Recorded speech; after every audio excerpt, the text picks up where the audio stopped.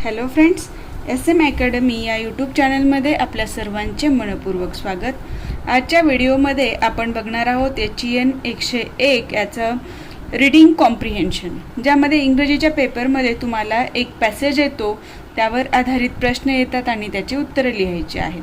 प्रश्न कसे येतात, सॉल्व कसं करायचं हे आपण आज बघणार आहोत। तर पहिल्यांदा रीडिंग म्हणजे वाचन हे आपल्याला माहिती आहे, कॉम्प्रिहेन्शन म्हणजे अंडरस्टँडिंग हेही आपल्याला माहिती आहे, बरोबर आहे।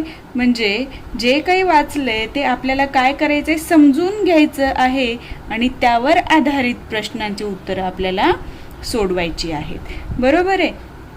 तर हे वाचन करताना कसं वाचन करायचं आणि प्रश्न सोडवताना प्रश्न काय विचारलेला आहे आणि त्याचं उत्तर कसं बघायचं हे तुम्हाला आज या व्हिडिओ थ्रू समजणार आहे। त्यापूर्वी तुम्ही चॅनलवर नवीन असाल आणि चॅनलला अजूनही सबस्क्राईब केलेलं नसेल तर सबस्क्राईब करा, जेणेकरून तुम्हाला नवीन व्हिडिओचे नोटिफिकेशन्स वेळेत मिळतील आणि तुम्हाला व्हिडिओ लवकरात लवकर बघता येईल। आता तुमच्या पुस्तकातलाच मी पार्ट घेतलेला आहे, फक्त पुस्तकामध्ये ते वाचून दाखवताना किंवा शिकवताना तो व्यवस्थित दिसणार नाही, म्हणून मी फक्त लिहिलेला आहे। तर रीडिंग कॉम्प्रिहेन्शन या चॅप्टरमधलं attempting the questions on comprehension.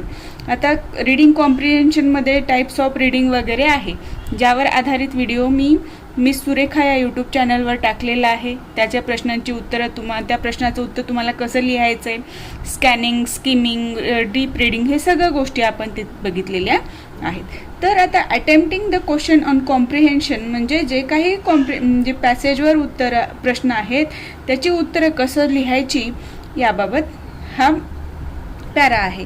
तर the comprehension question is a compulsory one, म्हणजे जे काही क्वेश्चन येईल तो कंपल्सरी असू शकतो।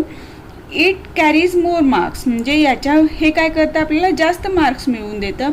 But there is a one good thing about a comprehension question, काय चांगली गोष्ट आहे कॉम्प्रिहेन्शन बाबत, हे सोपं असतं। It is easier and therefore scoring, सोपं असतं कॉम्प्रिहेन्शन, त्यामुळे काय होतं, स्कोरिंग होतं। म्हणजे जर तुम्हाला एखादा प्रश्न आहे, what are the types of reading, किंवा असं एक प्रश्न आहे आणि तुम्हाला एक रीडिंग कॉम्प्रिहेन्शनवर एखादा पॅरा आलेला आहे आणि त्यावर आधारित प्रश्नाची उत्तरं लिहायचे, तर तुम्हाला त्या दोन प्रश्नांपैकी रीडिंग कॉम्प्रिहेन्शनवर जो पॅरा आहे, म्हणजे जो पॅसेज तुम्हाला सोडवायचा आहे, त्यावर तुम्हाला जास्त मार्क्स मिळू शकतात। तिथे आउट ऑफ 5 मार्क मिळू शकतात इथे, किंवा 4 मिळतील। पण तुम्हाला what are the types of reading असं जर डिटेलमध्ये विचारलं आणि तुम्ही तिथे लिहिलात तर तुम्हाला तिथे 5 मार्क मिळण्याची शक्यता खूप कमी असते, बरोबर आहे। 5 मार्क मिळतच नाहीत, म्हणजे 4 मार्क मिळू शकतात, पण इथे चान्सेस कसे आहेत, जास्त आहेत। लक्षात आलं। आता while attempting this question you have to keep in mind that about 15 to 20 minutes are enough for understanding and answering the passage. जेव्हा तुम्ही पॅरेग्राफ सोडवता, उतारा सोडवता, त्यावेळेला तुम्हाला लक्षात ठेवायचं आहे की 15 ते 20 मिनिट किती आहे, हा वेळ ह्या पॅसेजचे उत्तर सोडविण्यासाठी पुरेसा आहे, ठीक आहे। आता पुढे काय सांगितलेलं आहे, answers to questions should be brief. तुम्हाला प्रश्नाचे उत्तरे कशी लिहायचे, ब्रीफमध्ये लिहायचे, म्हणजे डिटेलमध्ये लिहायचे। Long answers are not expected as each question, long answers are not expected म्हणजे खूप लांब उत्तरं दिली अगळपगळ असं तिथे अपेक्षित नाही आहे। ब्रीफमध्ये म्हणजे जे विचारले तेच लिहिणं अपेक्षित आहे। As each question carries only 1 or 2 marks, म्हणजे प्रत्येक प्रश्न 1 किंवा 2 मार्काला येऊ शकतो। म्हणजे तुम्हाला तिथे प्रश्नाचं मार्किंग जनरली 1 मार्काला 1 क्वेश्चन येतो, पण 2 मार्कालाही येऊ शकतो असं तुमच्या पुस्तकामध्ये सांगितलेलं आहे। Answer should be to the point in simple language, answers कसे लिहायचेत आपल्याला, आन्सर्स शुड बी कसे असले पाहिजेत, टू दी पॉइंट असले पाहिजेत आणि कशी पाहिजेत, इन सिम्पल लँग्वेज पाहिजेत। म्हणजे जसंच्या तसं वाक्य आपल्याला प्रश्नाच्या उत्तरात पॅसेजमधलं उचलून लिहायचं नाही आहे, तुमच्या ओन भाषेमध्ये खूप क्रिटिकल करून सांगायचं नाही, जसं समजेल तसं एकदम साध्या भाषेमध्ये तुम्हाला उत्तर लिहायचं आहे। Avoid कॉपिंग sentences from the passage, काय टाळायला सांगितलेलं आहे, जसंच्या तसं वाक्य पॅसेजमधलं उत्तरात लिहिणं टाळावं असं सांगितलेलं आहे. पण काही वेळेला असे सिंपल पॅसेज येतात की त्याचं उत्तर जसंच्या तसं पॅसेजमधलं वाक्य असतं. त्यावेळेला तुम्ही ते वाक्य जसंच्या तसं लिहिलं तरी चालतं. ठीक आहे. आता पुढे काय आहेत, हिंट्स दिलेले आहेत. ठीक आहे. तर ह्या हिंट्स काय आहेत ते बघूया. ओके. आता पुस्तकामध्ये हिंट्स सांगितलेले आहेत की पॅसेजचे उत्तर सॉल्व करायचं आहे तुम्हाला. त्यावेळेला काय हिंट्स असतील तर when you process to comprehend a passage try to find out if the examiner has repeated a word or two from the passage in the questions. These will be keywords and they will guide you to your answers. The questions may or may not follow the sequence of the thoughts in the passage. काय सांगितले, जेव्हा तुम्ही passage सोडवायला सुरुवात करता त्यावेळेला एक्झामिनरकडनं क्वेश्चनमध्ये एक word किंवा दोन, एक किंवा दोन शब्द कुठून येतात, फ्रॉम द पॅसेज.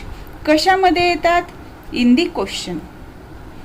बघा, when you proceed to comprehend a passage try to find out if the examiner has repeated a word or two. एक किंवा दोन शब्द रिपीट झालेले आहेत from the passage in the question. म्हणजे प्रश्नामध्ये जे शब्द येतात ते कीवर्ड्स असतात जे एक किंवा दोन वेळा रिपीट झालेले आहेत. म्हणजे जे तुम्हाला सांगतात की प्रश्नातून तुम्हाला पॅसेजमधलं कुठला पार्ट बघायचा आहे. आणि ते काय असतात, आपल्यासाठी कीवर्ड्स असतात आणि ते आपल्याला गाईड करतात, जसं दिशा दाखवतात की तुला हे बघ, हा शब्द जिथं असेल तिथे जा, त्याच्याशी रिलेटेड जी काही माहिती आलेली आहे त्याच्या आसपास तुला उत्तर सापडेल, असं हे आपल्याला कीवर्ड्स सांगतात. They will guide you to your answers. The questions may or may not follow the sequence of thoughts in the passage. म्हणजे तुम्ही असं म्हणू शकत नाही की हा पहिला प्रश्न आहे, हा दुसरा प्रश्न आहे, तिसरा प्रश्न आहे, तर पहिल्या 2-3 ओळीमध्ये पहिल्या प्रश्नाचं उत्तर, नंतर दुसऱ्या पार्टमध्ये किंवा दुसऱ्या पॅरेमध्ये दुसऱ्याचं उत्तर, तिसऱ्या ह्याच्यामध्ये खाली थोडं तिसऱ्याचं उत्तर, असं असू शकत नाही. कुठल्याही सिक्वेन्सनी रँडम मोशननी तुम्हाला क्वेश्चन्स येऊ शकतात. ठीक आहे. आता पुढे काय सांगितलेलं आहे, It is better to give your answers even own words, but occasionally you can borrow the words from the passage. काय चांगलं असेल, it is better to give your answers even your own words. म्हणजे प्रश्नाचं उत्तर तुम्ही स्वतःच्या भाषेत लिहिणं उत्तम असेल, पण कधी कधी तुम्ही काय करू शकता, पॅसेजमधले शब्द जसंच्या तसं वापरू शकता, असं या ठिकाणी सांगण्यात आलेलं आहे. पुढे काय हिंट दिलेली आहे, your answer should be in complete sentences. आता कम्प्लीट सेंटेन्सेस मध्ये वाक्य पाहिजे. म्हणजे आपण म्हणतो ना, पूर्ण वाक्यात उत्तरे लिहिणं इथे अपेक्षित आहे. मी जर विचारलं की what is your name, simple प्रश्न आहे जो तुम्हाला सर्वांना समजतो. व्हॉट इज युअर नेम, तर माय नेम इज, जे काही असेल ते पुढे तुम्हाला सांगायचं आहे. जसं माय नेम इज सुरेखा, पण तुम्ही असं म्हणू शकत नाही फक्त what is your name Surekha असं लिहायचं नाही, तर ते पूर्ण वाक्यामध्ये लिहायचं माय नेम इज सुरेखा. लक्षात आलं. या पद्धतीने तुम्हाला प्रश्नाचं उत्तर लिहायचं आहे. पुढे सांगितलेलं आहे की it is not necessary to repeat the question in your answer book, only quote the numbers of the question. तुम्हाला प्रश्नपत्रिकेत जो प्रश्न आलेला आहे तो तुमच्या आन्सर बुकमध्ये लिहिण्याची आवश्यकता नाही. तुम्हाला काय करायचं आहे, फक्त कोट करायचं आहे. काय, पहिल्या प्रश्नाचं उत्तर आहे, पहिला प्रश्न त्याचं आन्सर, दुसरा प्रश्न त्याचा आन्सर. म्हणजे फक्त तुम्हाला नंबर द्यायचा आहे आणि त्याच्या पुढे तुम्हाला त्या क्वेश्चनचं आन्सर लिहायचं आहे. लक्षात आलं आता की तुम्हाला कॉम्प्रिहेन्शनमध्ये काय करायचं आहे. आता आपण बघितलं attempting the questions on comprehension. त्याच्यामध्ये तुम्हाला कसं अटेम्प्ट करायचं आहे, 15 ते 20 मिनिट वेळ द्यायचा आहे.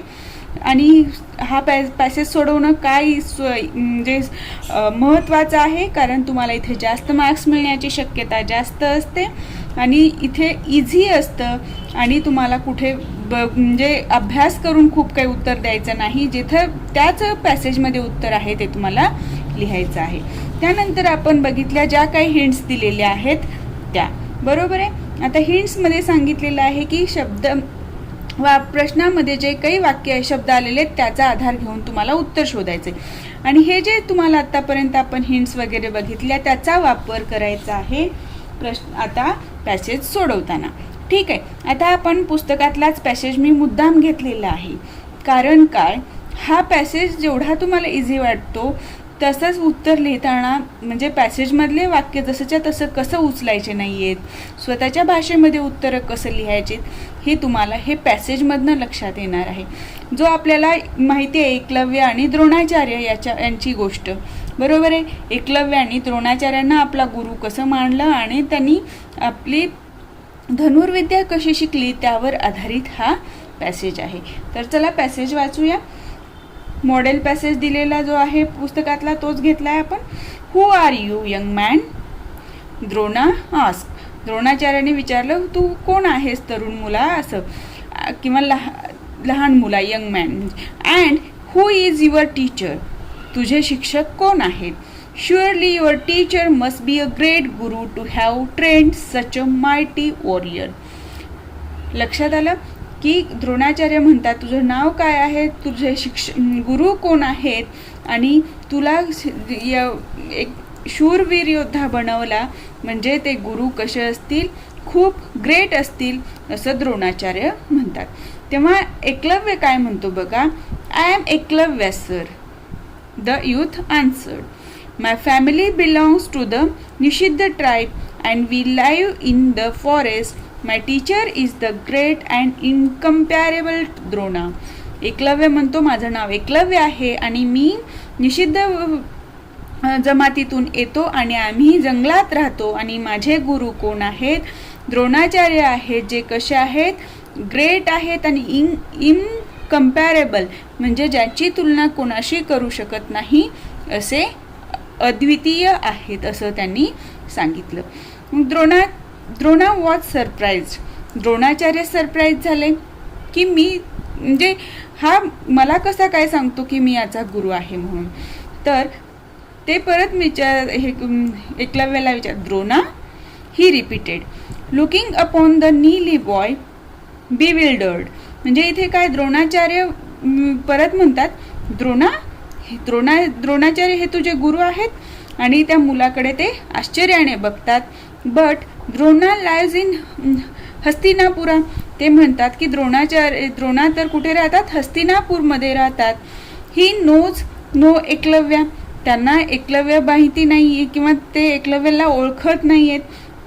Drona had forgotten the incident that had taken place in the palace garden. Dronacharya जे राजवाड्याची बगीचा होता त्या ठिकाणी जो काही इन्सिडेंट घडला ते विसरलेले होते. Then Eklavya told him how he had made a clay image of the teacher and looking upon it as the living Drona had sat before it in prayer and practiced the martial art in its living presence.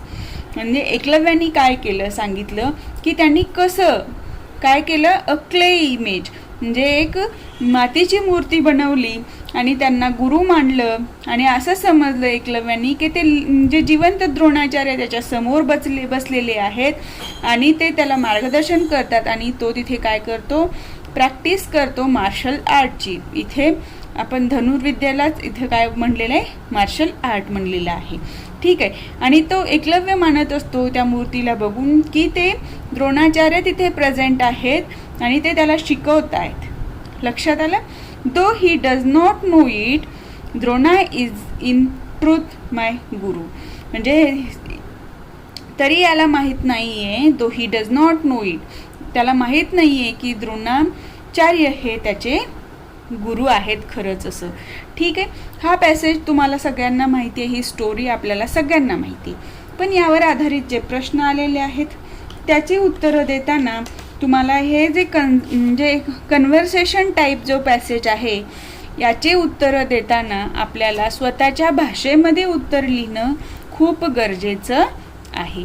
इथले वाक्य आपण जसंच्या तसं प्रश्नाचं उत्तर लिहिताना वापरू शकत नाही का आणि त्याचं उत्तर कसं लिहायचं ते आपण आता प्रश्नातून बघूया. ठीक आहे. आता बघा,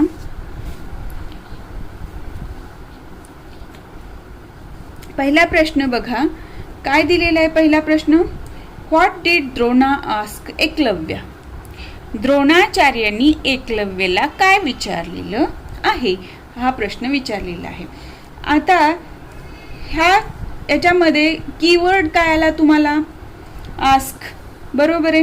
मग पॅसेजमध्ये तुम्हाला इथे लक्षात येईल आस्क कुठं आहे? आस्क इथे आहे, आस्कचं भूतकाळ आस्क्ड, बरोबर आहे. म्हणजे तिथला पार्ट मी काय केलेला आहे, इथे घेतलेला आहे. Who are you young man? Drona asked. And who is your teacher? म्हणजे ह्या आस्क या शब्दाच्या पुढे आणि मागे मिळून ह्या प्रश्नाचं उत्तर आपल्याला मिळालेलं आहे. म्हणजे तुम्हाला हिंट दिलेल्या होत्या, कीवर्ड्स काय आहे, इथे आस्क आहे. तर ह्या प्रश्नाचं उत्तर लिहिताना तुम्हाला आता या ठिकाणाहून जसंच्या तसं जर तुम्ही असं लिहिलं उत्तर, हे वाक्य पॅसेजमधलं, तर बरोबर वाटतं का? वाटतं बरोबर? बिलकुल नाही. तर आता तुम्हाला उत्तर लिहायचंय, द्रोणाचार्यांनी एकलव्याला काय विचारलं? आपण मराठीत सांगणार की द्रोणाचार्यांनी एकलव्याला विचारलं की तू कोण आहेस आणि तुझे गुरु कोण, बरोबर आहे. तेच आपल्याला इंग्रजीमध्ये लिहायचंय. इथे काय दिलेलं आहे? डीड दिलेलं आहे आणि इथं आस्क विचारलेलं आहे. इथे कारण काय? आस्क आलेलं आहे.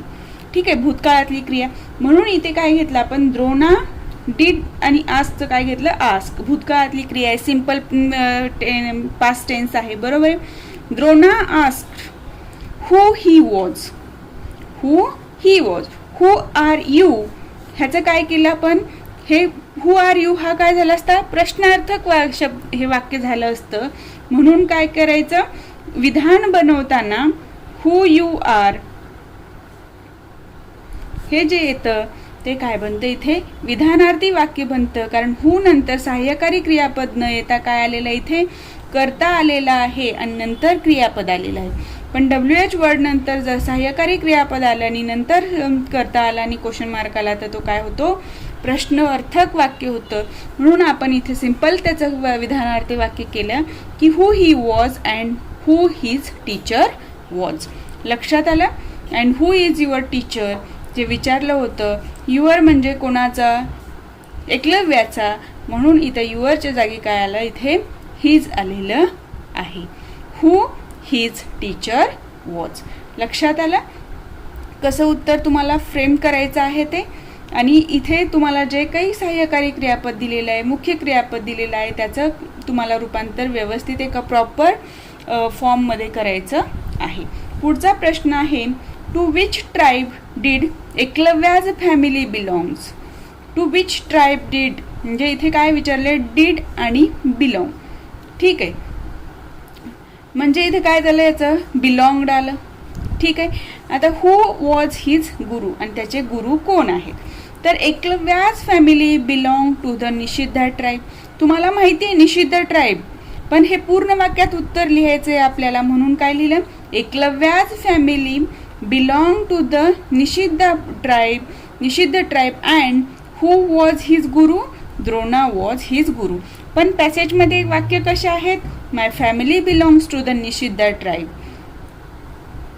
इथे बघा, हे फॅमिली आणि बिलॉंग हे जे शब्द आलेले आहेत त्याचा आधार घेऊन तुम्हाला लक्षात आलं की हे पॅसेजमध्ये जे वाक्य आलेलं आहे त्याच्यातून तुम्हाला उत्तर मिळणार आहे याच्या आजूबाजूला, बरोबर आहे. My family belongs to the Nishidh tribe and we live in the forest. My teacher is the great and incomparable Drona. म्हणून इथे काय घेतलं आपण? Eklavya's family belong to Nishidh tribe and Drona was his guru. लक्षात आलं कसं तुम्हाला उत्तर काढायचं ते? आता हा पॅसेज खूप कठीण आहे उत्तर लिहिण्यासाठी, जे जस्ट स्टार्ट केले असतील कॉम्प्रिहेन्शनला त्यांच्यासाठी. पण एवढा कठीण म्हणजे पॅसेज परीक्षेमध्ये येत नाही, पण जर आला तर तुम्हाला त्याचे उत्तर व्यवस्थित लिहिता आले पाहिजेत. कारण इथे डायरेक्ट इनडायरेक्ट स्पीच जे आहे त्याचा वापर करून तुम्हाला इथे उत्तरं लिहायचे आहेत. म्हणजे काय केलेलं इथे त्याच्या तोंडचे वाक्य आहेत, एखाद्या व्यक्तीच्या तोंडाचे वाक्य. जसं आपण म्हणतो की तू कसा आहेस, काय नाही, कुठे काम करतो किंवा काय, म्हणजे त्याच्या तोंडचे वाक्य जसंच्या तसं न लिहिता तुम्हाला तुमच्या भाषेमध्ये ते लिहायचे आहेत. तिसरा प्रश्न आहे, why was Drona surprise? Dronacharya surprise का झाले, आश्चर्यचकित का झाले? कारण काय? तर पॅसेजमध्ये जसं बघा सरप्राईज हे शब्द आहे. द्रोणा वॉज सरप्राईज, म्हणजे इथे तुम्हाला हे लक्षात आलं, हे सरप्राईज हे काय आहे, कीवर्ड आहे. Drona was surprise. Drona he repeated looking upon the नीली बॉईंग bewildered, but Drona lives in हस्तिनापुरा he knows no Eklavya. म्हणजे हे वाक्य कुठलं आहे, आपलं पॅसेजमधलं आहे. हे आपण असंच्या असं उत्तर लिहू शकत नाही. तर द्रोणा वॉज सरप्राईज, वॉज आलाय सहाय्यकारी क्रियापद म्हणून घेतलेला आहे आपण. द्रोणा वॉज सरप्राईज बिकॉज, का सरप्राईज झाले, because he knows no Eklavya. म्हणजेच काय झालं इथे, ही नोज नो एकलव्या, म्हणजे इथे काय दिलं होतं त्यांनी, त्याच्या द्रोणाचार्याच्या तोंडचे हे काय आहेत, उद्गारवाचक वाक्य आहेत, कारण पॅसेजमध्ये आपल्याला उद्गार चिन्ह दिलेलं आहे. त्याचं काय केलं आपण, सिंपल सेंटेन्स बनवलेलं आहे. Because he did not know Eklavya and he lived in Hastinapur. Dronacharya कुठे राहत होते, हस्तिनापूरमध्ये राहत होते, म्हणून ते त्याला ओळखत नव्हते. 8 एकलव्या कॉल्ड हिम हिज गुरु. तरीही सुद्धा एकलव्य म्हणत होता की द्रोणाचार्य माझे गुरु आहेत, म्हणून द्रोणाचार्य आश्चर्यचकित झाले. लक्षात आलं कसं तुम्हाला सिंपल सेंटेन्स बनवायचं आहे. ओके, आता पुढचा प्रश्न आहे, how did Eklavya practice the martial art. Eklavya practice कसा करायचा, तर त्यांनी सांगितलं होतं एकलव्यांनी द्रोणाचार्यांना, ते पॅसेजमधले मी हे वाक्य घेतलेले आहेत, हे बघा खाली लिहिलेलं.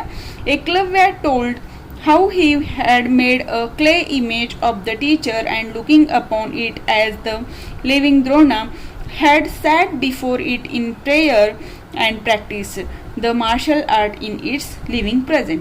म्हणजे इथे तुम्हाला कीवर्ड काय आलं, प्रॅक्टिस द मार्शल आर्ट. म्हणजे इथे प्रॅक्टिस द मार्शल आर्ट म्हणजे हे ज्या आजूबाजूचे वाक्य तुम्हाला उपयोगाला येणार आहे त्या प्रश्नाचं उत्तर लिहिण्यासाठी.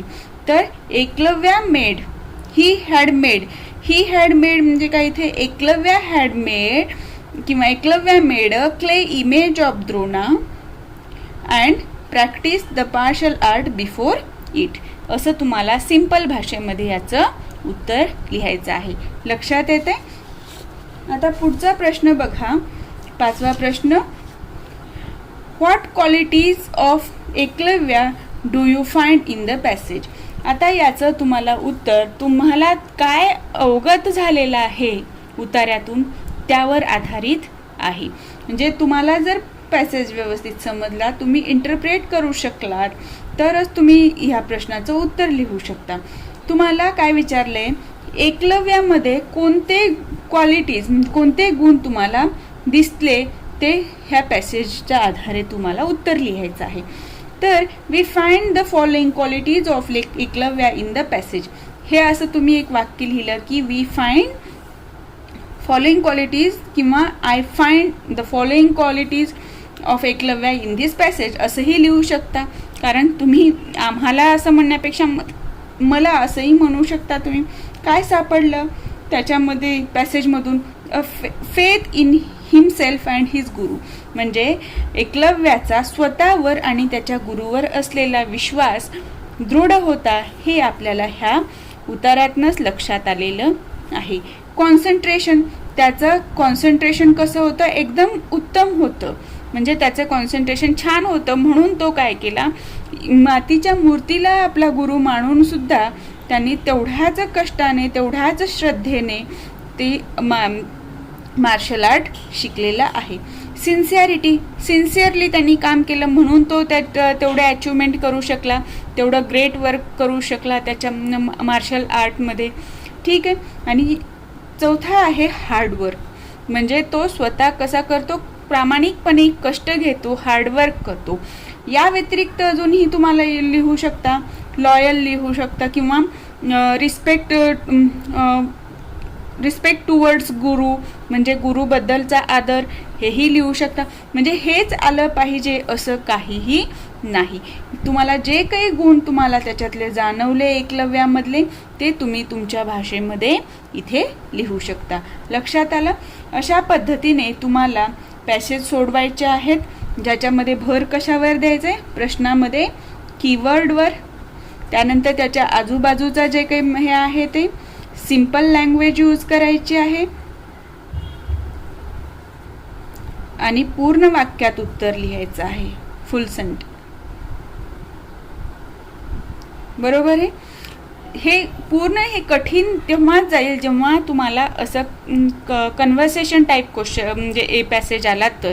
पण जर प्लेन पॅसेज आला, जसं आपलं डिस्टन्स एज्युकेशनवर पॅसेज आला होता, जो मी यापूर्वी मिस सुरेखा या यूट्यूब चॅनलवर घेतलेला आहे तुम्हाला, तसा जर आला तर तुम्हाला एवढं कठीण जाणार नाही आहे. पण कुठल्याही प्रकारचा पॅसेज येऊ शकतो, त्यामुळे तुम्ही रेडी असायला हवं. ठीक आहे. आपण नेक्स्ट व्हिडिओमध्ये एक पेपरमध्ये जो पॅसेज आलेला आहे ती प्रश्नपत्रिका सोडवून घेताना तो पॅसेज पुढे तिथे कंटिन्यू करूया, म्हणजे तुमच्या लक्षात येईल की कसल्या प्रकारचे पॅसेज परीक्षेमध्ये येतात. ठीक आहे. आज आपण इथेच थांबूया. तुम्हाला जर माझा व्हिडिओ आवडला असेल तर व्हिडिओला लाईक करा. चॅनलवर नवीन असाल तर चॅनलला सबस्क्राईब करायला विसरू नका.